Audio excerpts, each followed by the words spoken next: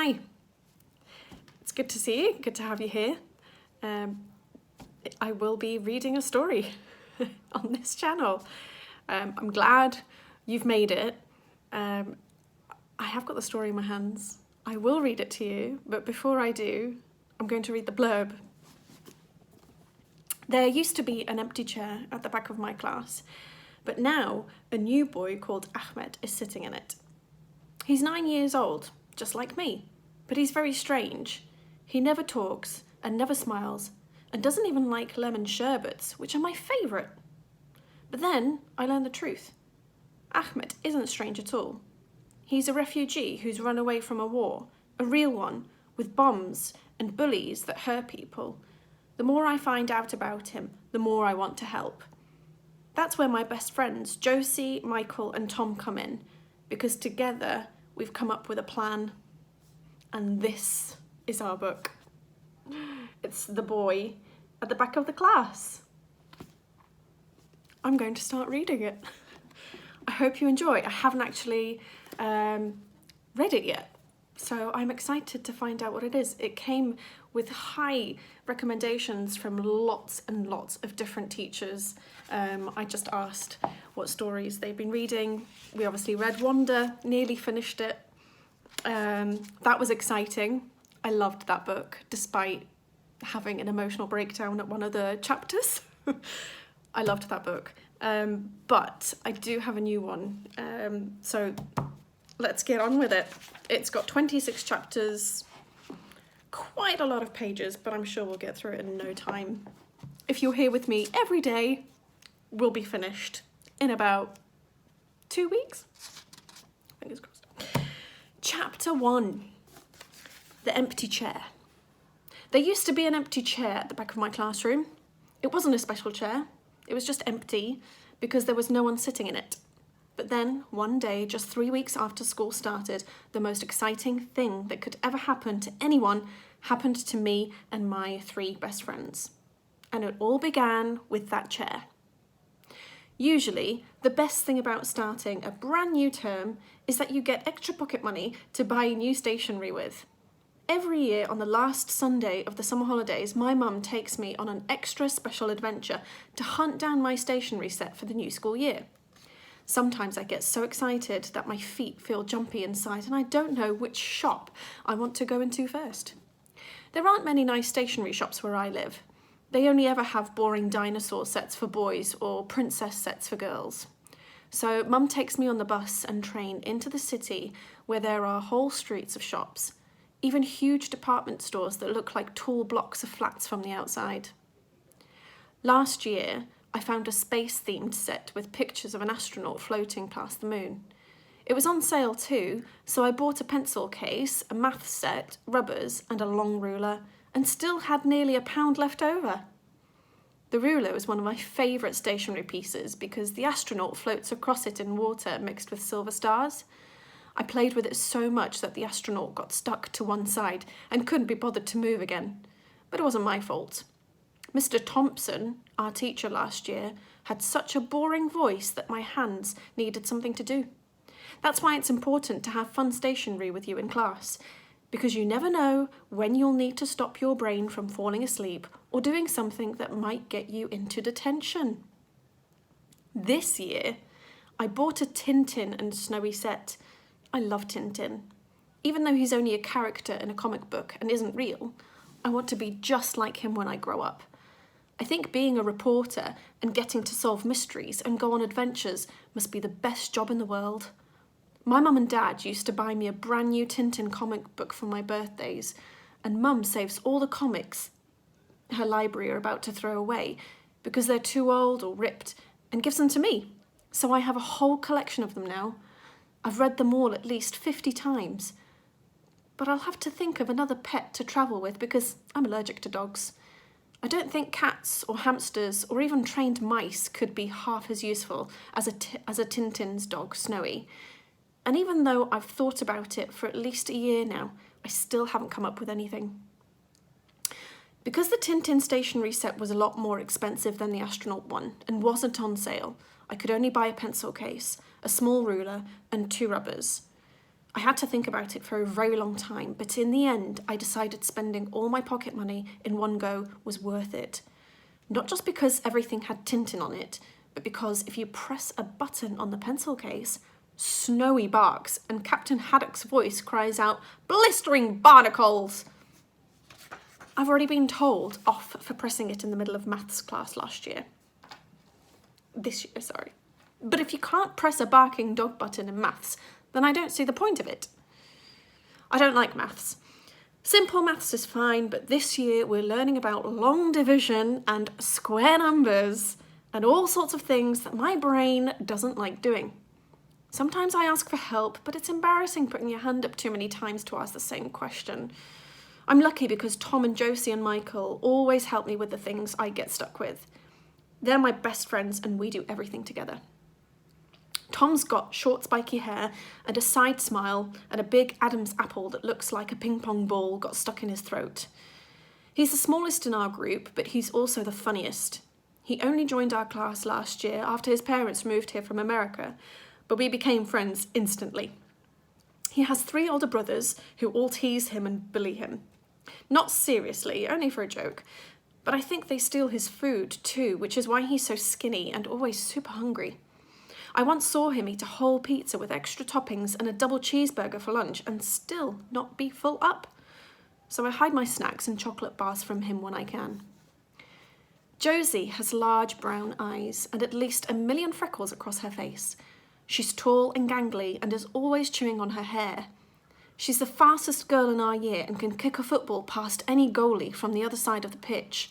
She's the coolest person I know, and I've known her since we were 3. Our mums say we became instant friends the first day we started nursery, so they decided to become friends too. I don't really remember much about myself at that age, but Josie is in all my school memories. We even got our first detention together last year, all because of a hamster called Herbert. Josie had heard one of the upper school bullies say that he was going to flush our class hamster, Herbert, down the toilet at home time. Josie told me, and we decided to go on a hamster rescue mission. We hid Herbert in my rucksack before home time and took him straight to my house. But of course, Mum found out and made me take him back the very next day. I tried to explain to boring Mr. Thompson what had happened, but he wouldn't listen and gave me detention. And even though she didn't have to, Josie stood up and said she had helped to steal Herbert too, just so we could do detention together. You know a friend's a best friend when they're willing to sit in detention with you. Michael has the neatest, puffiest afro out of all the boys in our year. Most people think he's weird, but not us. His glasses are always broken, tipping up, his shoelaces are never done right, so he's always tripping up or bumping into things when he walks. But we're all so used to it now that we never notice. He's mostly quiet, but when he does say something, grown-ups usually look impressed and say that it's ingenious or insightful or use other strange words beginning with in. I don't know what they mean, but I guess they mean he's clever. Grown-ups always like coming up with long words for simple things. Michael gets made fun of a lot because he can't run fast or kick a ball in a straight line, but he doesn't care. I wouldn't care either if I was as rich as him. His dad is a professor and his mum is a lawyer, and because they're always busy, they buy him all the latest gadgets and books and the coolest new games. When we went to his house last year for his birthday party, we saw his room for the first time. It looked like the inside of a toy store. I think it must be easier not to care about what people think when you've got that many toys in your life. Josie and Michael are always competing with each other to see who can get the most gold stars and A's in class. Michael is the best at history and Josie is the best at maths. But I'm better at reading and spelling than both of them, especially Josie. She hates reading and never ever reads anything outside class. She says she doesn't have an imagination, so there's no point to reading books. I find that strange because how can anyone not have an imagination? I think she must have had one when she was younger, but that it was knocked out of her when she fell off her bike last summer. Mum says people without imaginations are dead inside. I don't think Josie is dead anywhere. She talks too much. Having 3 best friends can make school seem like the best place to be, even on the most boring day. Although this year, school has become a whole lot more fun. And that's because of our new teacher, Mrs. Khan. Mrs. Khan has extra bouncy hair and always smells of strawberry jam, which is much better than smelling of old socks like Mr. Thompson used to.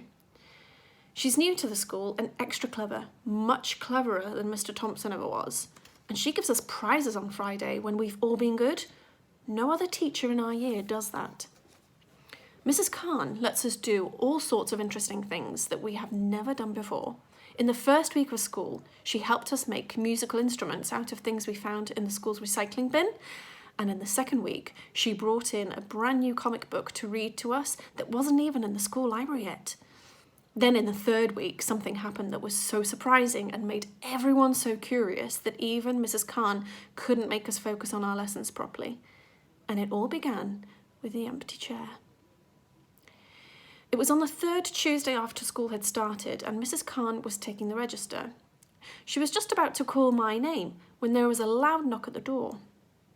Usually when there's a knock at the door, it's just someone from another class bringing a note, so no one really pays any attention. But this time it was Mrs. Sanders, the head. Mrs. Sanders always wears her hair in the exact same way and peers over her glasses whenever she talks to anyone. Everyone is scared of her, because when she gives detention, she doesn't just make you sit in a room. She makes you memorize long words from the dictionary and doesn't let you leave until you've learnt them all off by heart, the meaning and the spelling. I've even heard of lower graders being stuck in detention for hours because they had to learn words that were as long as this page. So when we saw that it was Mrs. Sanders at the door, we all fell silent. She looked very serious as she walked up to Mrs. Khan, and we all wondered who was in trouble. After she had whispered and nodded for a few seconds, she suddenly turned around and, peering over her glasses at us, pointed to the empty chair at the back of the class. All of us turned around to have a look at the empty chair. This was the chair.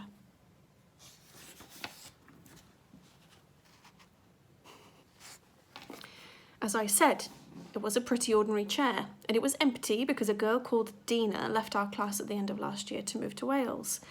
No one really missed her except for her best friend Clarissa. Dina had been a bit of a show-off and was always talking about how many presents her parents got her every week and how many pairs of trainers she had and all sorts of other things that no one else cared about. She liked to sit at the back of the class because then she and Clarissa could pretend to be doing lessons when really they were drawing pictures of their favourite pop stars and giggling about someone they didn't like. Someone else could have taken that seat, but no one really wanted to sit next to Clarissa. That's why the chair had stayed empty. After whispering for a few more seconds with Mrs. Khan, Mrs. Saunders left the room. We expected Mrs. Khan to say something, but she seemed to be waiting, so we waited too. It was all very serious and exciting, but before we could start guessing about what was going on, Mrs. Sanders came back, and this time she wasn't alone. Standing behind her was a boy none of us had ever seen before. He had short dark hair and large eyes that hardly blinked and smooth pale skin. "Everyone," said Mrs. Khan as the boy went and stood next to her, "this is Ahmed, and he'll be joining our class from today. He's just moved to London and is new to the school, so I hope you'll all do your very best to make him feel welcome." We all watched in silence as Mrs. Sanders led him to the empty chair. I felt sorry for him because I knew he wouldn't like sitting next to Clarissa very much. She still missed Dina, and everyone knew she hated boys. She says they're stupid and smell. I think it must be one of the worst things in the world to be new to a place and have to sit with people you don't know, especially people that stare and scowl at you like Clarissa was doing. I made a secret promise to myself right there and then that I would be friends with the new boy. I happened to have some lemon sherbets in my bag that morning, and I thought I would try and give him one at break time. And I would ask Josie and Tom and Michael if they would be his friends too. After all, having 4 new friends would be much better than having none, especially for a boy who looked as scared and as sad as the one now sitting at the back of our class.